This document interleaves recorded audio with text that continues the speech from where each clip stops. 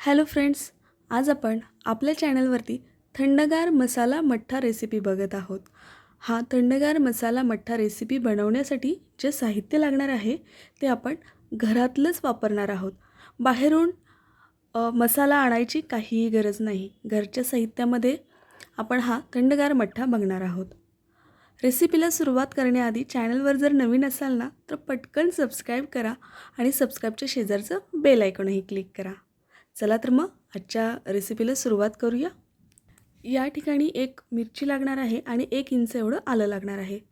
हे आपण मिक्सरमधून बारीक करून घेऊयात। ही मिरची आहे ती तिखट अजिबात नाही। तुम्हाला थोडं तिखट हवं असेल मठ्ठा तर या ठिकाणी तुम्ही तिखट मिरची वापरू शकता। तर हे मी बारीक करून घेते।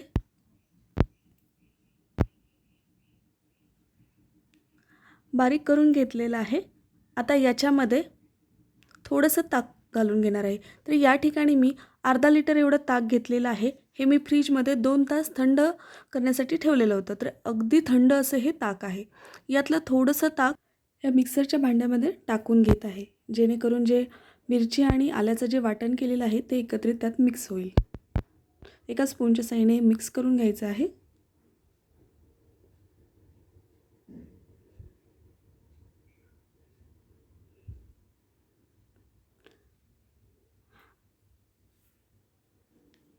हे एका गाळणीच्या साहाय्याने जे साईडला ताक ठेवून दिलेलं आहे ना त्याच्यामध्ये गाळून घ्यायचं आहे।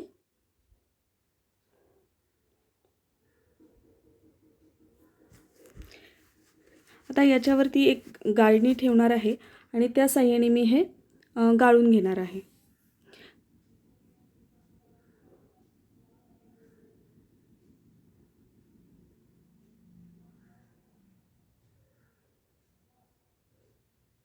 फक्त यातला रस खाली गाळायचा आहे। एका स्पूनच्या साहाय्याने प्रेस करा।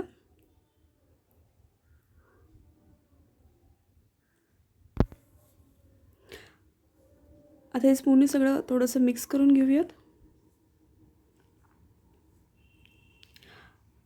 आता याच्यामध्ये हाफ टीएसपी एवढी जिरा पावडर टाकत आहे आणि 1/4 टीएसपी काळे मिरी पावडर आणि 1 टीएसपी साखर आणि चवीनुसार मीठ टाकून घेतलेलं आहे। आता हे व्यवस्थित मिक्स करून घ्यायचं आहे।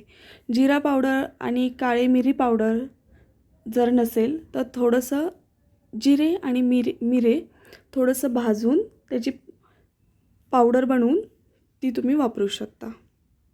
त्यानंतर थोडीशी वरून कोथिंबीर टाकली आणि परत एकदा व्यवस्थित मिक्स करून घेतलं। तर आपला हे मसाला मठ्ठा तयार झालेला आहे। आपण एका ग्लासामध्ये ओतून घेऊयात। याच्यामध्ये तुम्ही भिजवलेला सब्जा देखील टाकू शकता।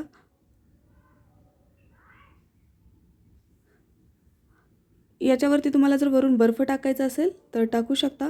अशा पद्धतीने आपला घरच्या साहित्यात मसाला थंडगार मठ्ठा तयार झालेला आहे। आजची रेसिपी आवडली असेल तर नक्की लाईक, शेअर आणि सबस्क्राइब करा। भेटूया पुढील व्हिडिओमध्ये अशाच एका छानशा रेसिपी बरोबर।